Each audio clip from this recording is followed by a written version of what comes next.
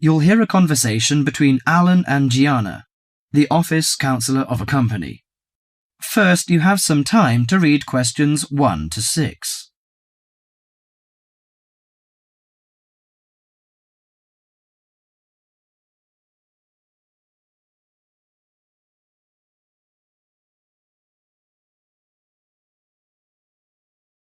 Now listen to the conversation and answer questions 1 to 6. What's up, Gianna? You look like you're in bad shape. Yes, maybe I'll get sick leave from the boss and finally catch up on some sleep. I've barely eaten and slept in days. Those are warning signs of occupational stress. How are things at work? Terrible. After all the layoffs lately, the workload is totally overwhelming for everyone that's left. So I spend every waking moment in the office. I'm kept busy all the time. So you need to take a few minutes break every so often to clear and refresh your mind. But my boss will complain I'm not hard-working. She's so capricious that you can't predict her reaction sometimes. Maybe your boss just doesn't have a clue about how much you're really doing. Keep her updated on your achievements and projects. Also insist that she prioritize everything so you can manage your time better. That's right. I suppose that would help me regain some sense of control, but I'm afraid that she'll take that as a sign of laziness and give me the axe. So take the initiative and hit the job hunting trail now. You'll be surprised at how many opportunities are out there. Well, that's encouraging. Anyway, you should cheer up and get rid of the situation. You know, according to a survey, about 40% of all people find their work very stressful, and 25% develop mental or physical diseases.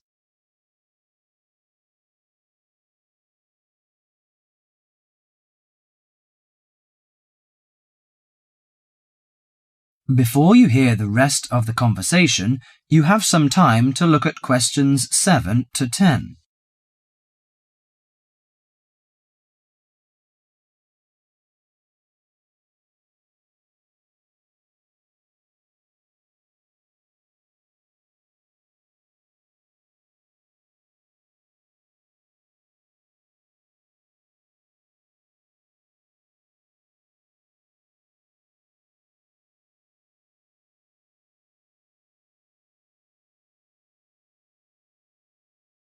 Now listen to the conversation and answer questions 7 to 10. So serious? I didn't know that. How do the problems start? You know, they start when conflicts at work induces stress. Your body reacts by flooding the bloodstream with hormones that tense up your muscles and increase your blood pressure.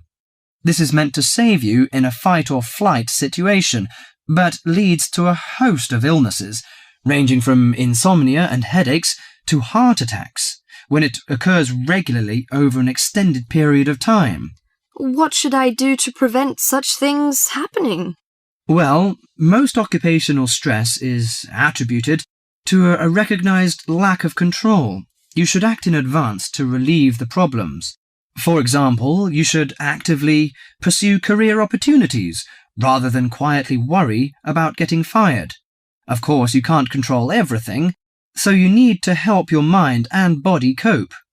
Keep a journal to release your frustrations, take short walks to calm down, or if necessary, simply take a mental health day. That is the end of part 1.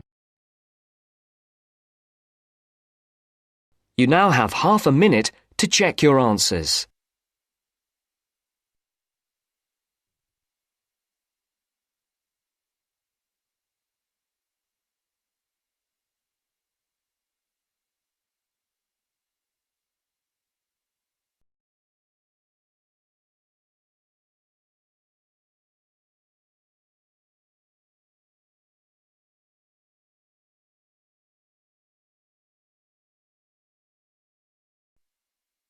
Now turns to part 2. Part 2. You'll hear someone talking to a group of university students. First, you have some time to look at questions 11 to 17.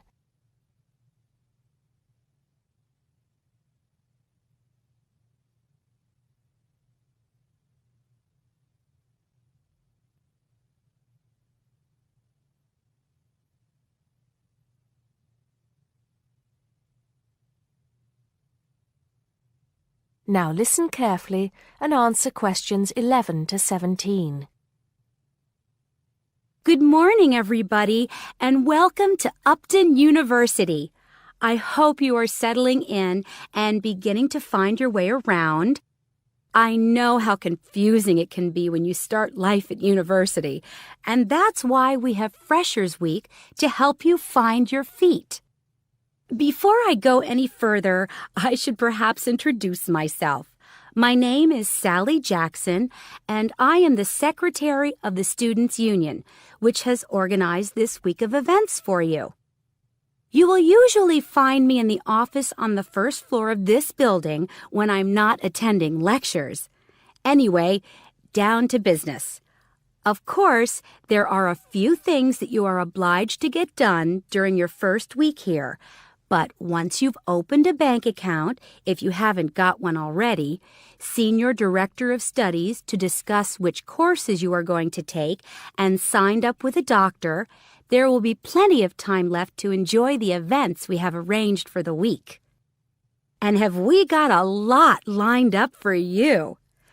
Throughout the week from Monday to Friday, every morning starting at 10 a.m., there will be orientation and welfare events. These will include tours of the campus, which, as you have probably noticed, is the size of a small town with 9,000 residential students, as well as sessions on developing study skills. We also have tours of Upton itself arranged for you, with a bus leaving from outside this building every afternoon at 5 o'clock. There are a number of interesting things to do and see in and around Upton, so you can expect visits to the castle and museum as well as the popular Ghost Walk. You'll need to sign up for this one, as numbers are limited. Just put your name on the list on the notice board in the entrance lobby. An important event is scheduled for Monday, that's the day after tomorrow, when we will be holding the academic fair. This is an opportunity for you to speak to students and academic staff about the courses that are on offer.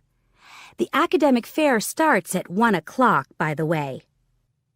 There are a couple of other fairs that I think will interest you. First of all, we have the Societies Fair on Tuesday the 16th, which I think is an absolute must.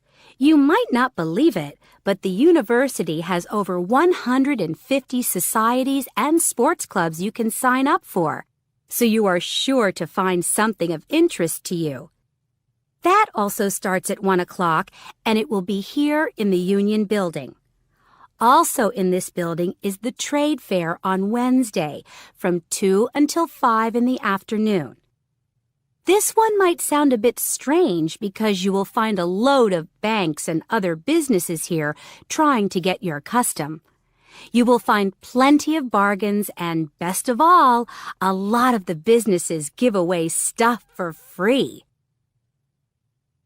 Before you hear the rest of the talk, you have some time to look at questions 18 to 20.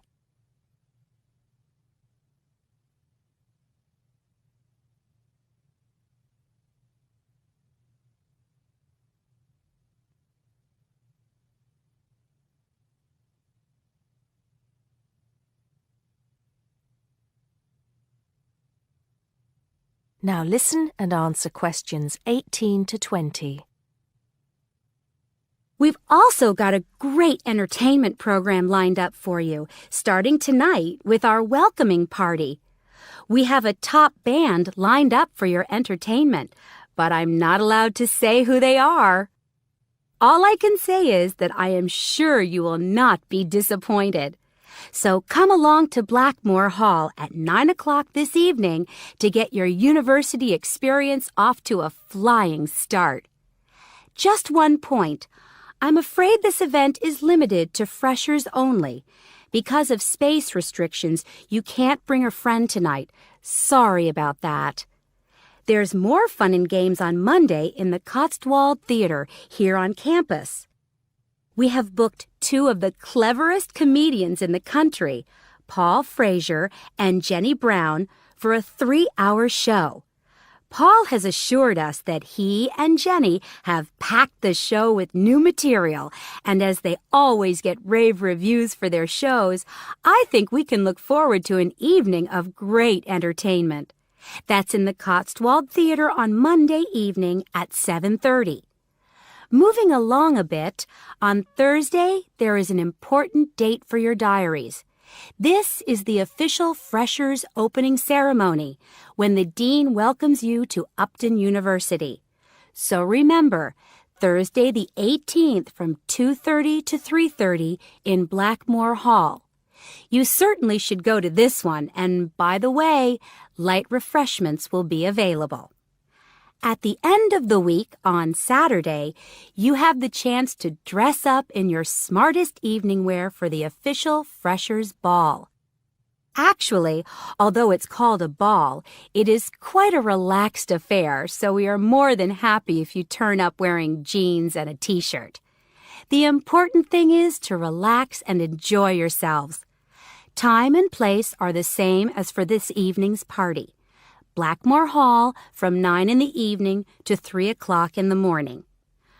Right. I think I've covered the most important and exciting events we have lined up for you, but there will be plenty of other things going on throughout the week, so remember to check the notice board in the entrance lobby regularly. Enjoy the rest of the day, and I look forward to meeting as many of you as possible this evening at the welcoming party. That is the end of part 2. You now have half a minute to check your answers.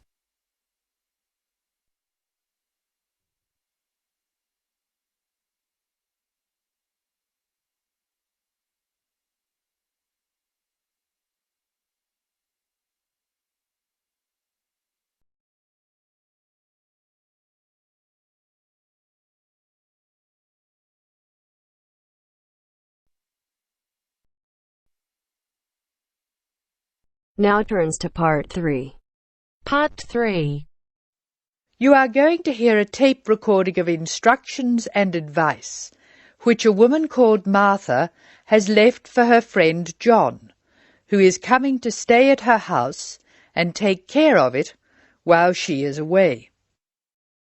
First, you have some time to look at questions 21 to 24.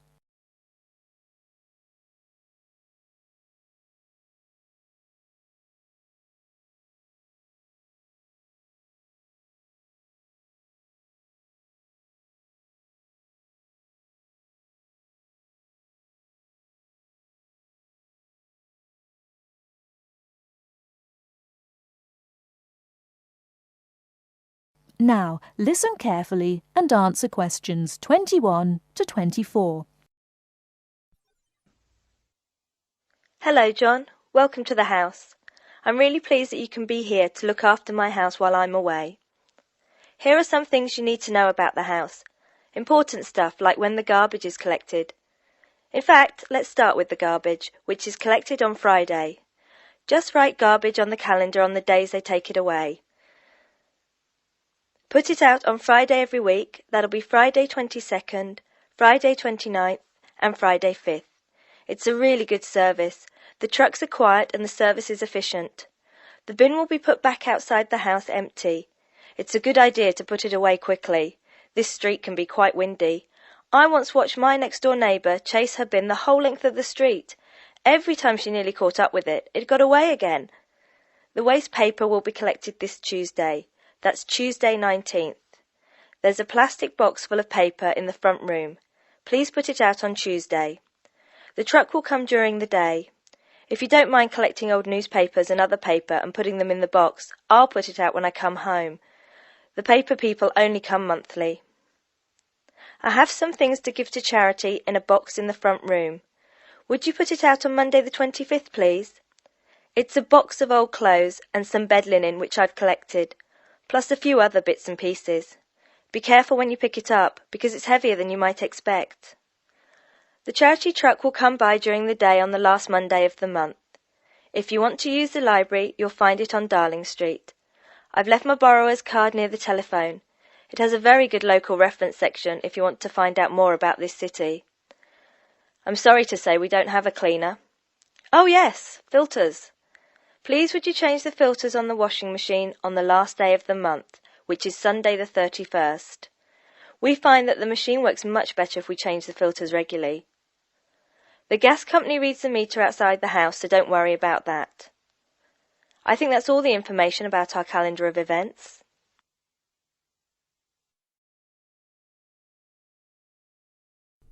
Before you hear the rest of the talk, you have some time to look at questions 25 to 30.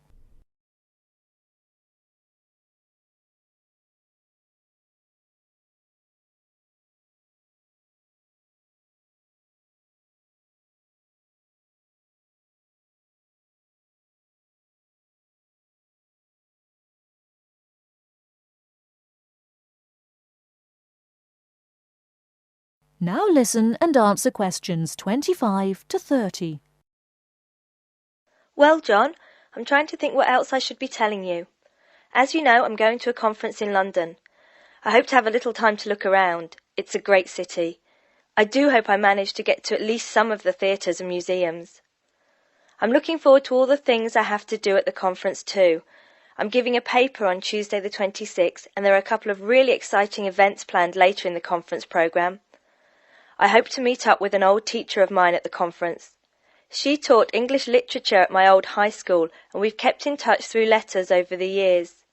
She teaches now at the University of Durham, and I'm really looking forward to seeing her again. By the way, I expect you're hungry after your trip. I've left a meal in the refrigerator for you. I hope you like cheese and onion pie. Would you do me a favour, please? I haven't had time to cancel an appointment. It was made a long time ago, and I forgot about it until this morning. It's with my dentist for a check-up on Thursday the 28th. Could you please call the dentist on 816-2525 and cancel the appointment for me? Thanks a lot, John. One last thing.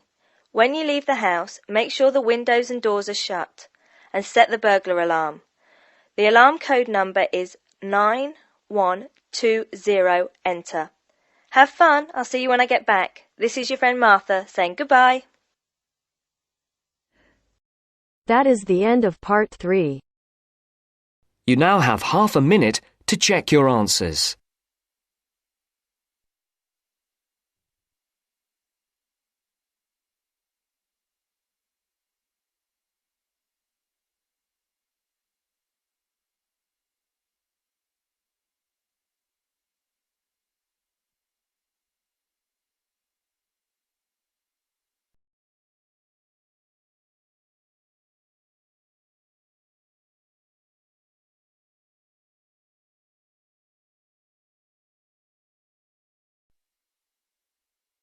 Now turns to part 4.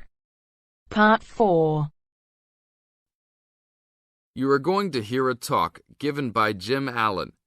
He is going to share some of his findings of his research. Now you have some time to look at questions 31 to 40.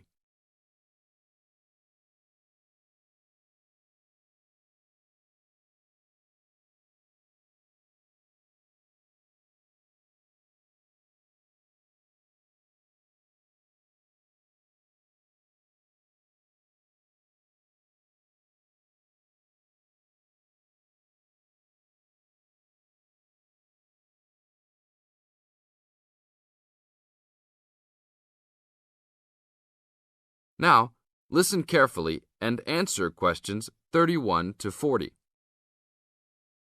Good morning. Today we'll be hearing from Jim Allen, who will be sharing some of the findings of his research project from last term. Jim. Thanks. Well, to start with, a little bit of background about the project. As you can see, our title is something that is relevant to everybody in this part of the world: water safety. These days, there's a lot more to water safety because of the increasing number and range of boats and other things people use on public waterways. I'd become interested through reports on radio about the number of incidents involving small powerboats and individual watercraft such as jet skis. It seemed to me that because these craft were essentially recreational and didn't require licenses to use, there was very little opportunity to influence the users towards being safety conscious. So, I decided to make this the focus of the project. For the research, we mainly relied upon talking to people, asking them questions in preference to using a written questionnaire. We interviewed a wide range of people at a number of popular swimming locations over 2 consecutive weekends and asked them what they'd observed or experienced themselves. The respondents were both male and female, but the men were just slightly in the majority. We were pleased with their willingness to talk about the subject and all told interviewed 145 people over the 2 weekends. So, what were the findings? As you can see, 86% of people reported having had some type of problem. A surprisingly large percentage, 27%, commented that they had found it necessary to shout at an offending powerboat, but the main type of problem was the deafening sound that some of the boats made. On occasions, this led to swimmers deciding to move to another location. So what strategies did people adopt to ensure their own comfort and safety? Let's have a look at the figures. First, it was noticeable that there were often distinctly different answers between men and women. It was mainly the women, for example, who said they should try to choose places where boats couldn't go, whereas it was usually the men who said you shouldn't have to move if you were there first, so you should shout at them if necessary. Both men and, it was women who said you should call the authorities if the situation gets too dangerous or the powerboat drivers are acting irresponsibly. Then, I had thought it would be mainly women, but both sexes made the point that above all, it's important to get children away from any possible danger. Men were very aware that jet skis could be unpredictable in inexperienced hands. They also made the point that it's much safer to have your car nearby and clearly visible to any watercraft if you're swimming in a relatively remote spot. Finally, wearing visible clothing, men didn't think it was quite as important as women, but both gave it a high safety rating. When we asked them what they thought the government should do to help solve the problem,